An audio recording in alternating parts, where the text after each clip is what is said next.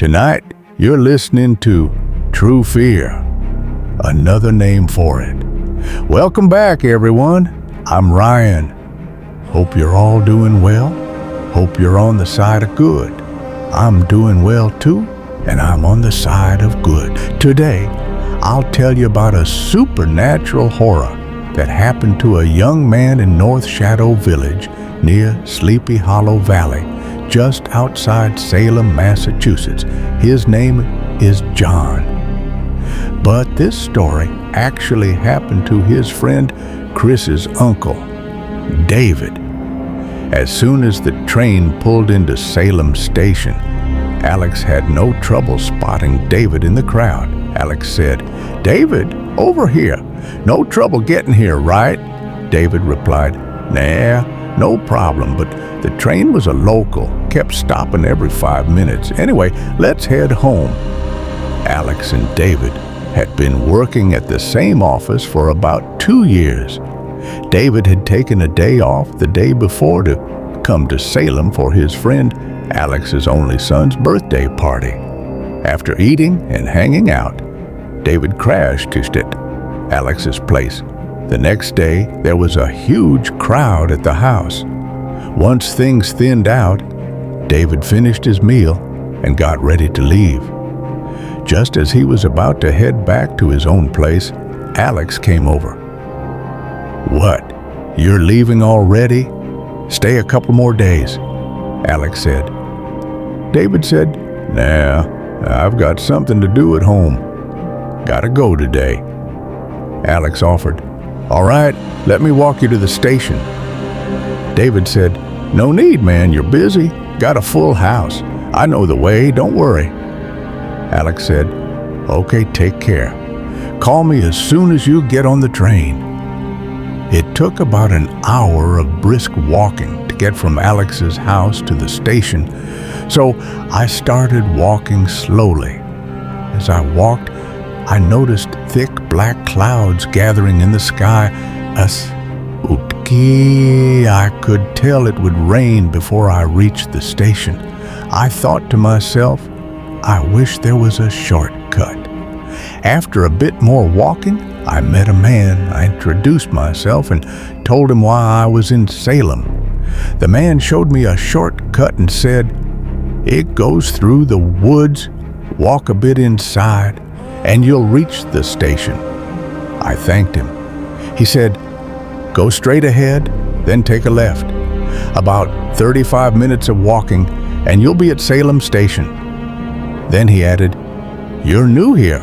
The locals never use that road. There's an old cemetery in those woods. People who go there never come back. There are evil spirits, demonic things that kill." I laughed it off as superstition and started walking straight ahead. After a short distance, I entered the forest path. As I walked, I heard a voice behind me. "Hey, come back! Don't go that way!"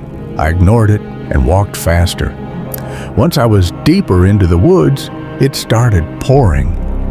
I looked around for shelter and saw an old house a little ahead with light coming out of its windows, but there were also small graves around the house. I was puzzled.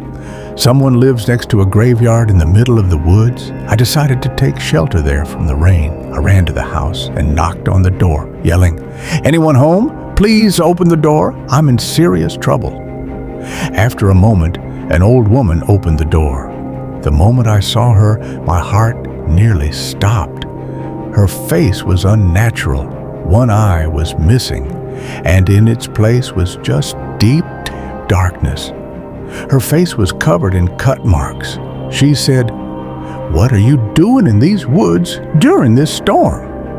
I said, "I was heading to the train station, and the rain started suddenly."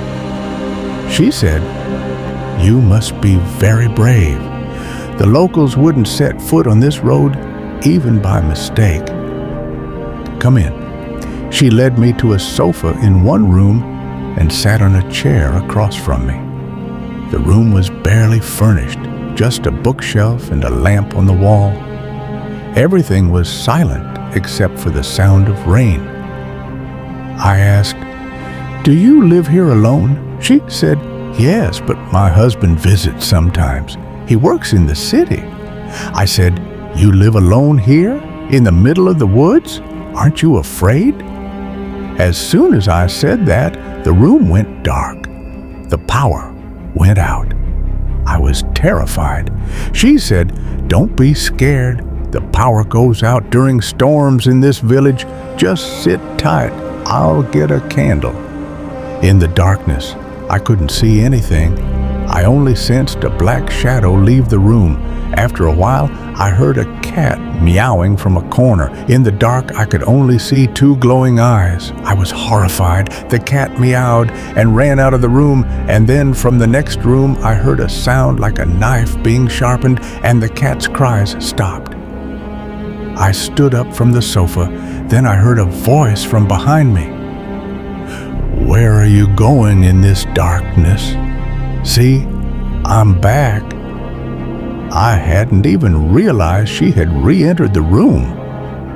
Just then, someone knocked on the door. The woman placed the candle on the bookshelf and said, "You stay here. I'll go check." After a few moments, she came running back and said, "Quick, hide! He's here. If he sees you, he'll do whatever he wants. I didn't know my husband was coming today. He's a very unusual man." Reluctantly, I moved into the next room.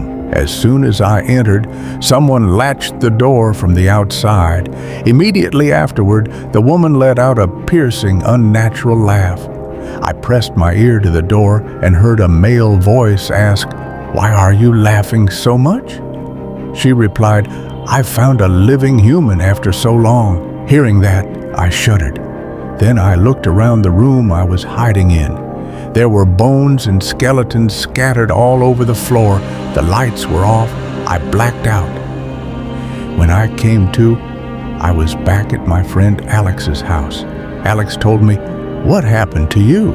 A stranger came and said, "Your friend is in grave danger. He went into those woods. So a few of us went looking for you.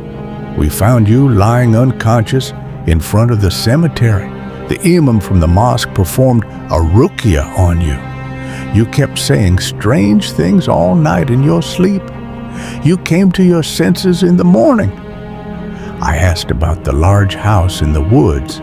Alex looked surprised and said, "There's no house in those woods." I was shocked. A few days later, I dreamed of the woman and a man. They said, "You won't survive. You're going to die."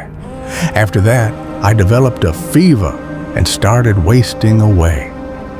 My parents learned everything and brought a traditional healer who gave me an amulet and blessed water. But the next night, I went outside and saw the one-eyed woman crying from a tree. When she saw me, she let out a hideous laugh. From her missing eye, red blood was oozing. Then another dark figure came and struck the back of my hand. I passed out again. Later, a senior scholar said, "You've been afflicted by a jinn. You need a full ruqyah." During the ruqyah, I started cursing in foul, unnatural languages and even attacked the scholar. With great difficulty, the scholar's own jinn overpowered the evil one and trapped it in a bottle. The scholar told me that the entity that attacked me was a type of jinn called a silat.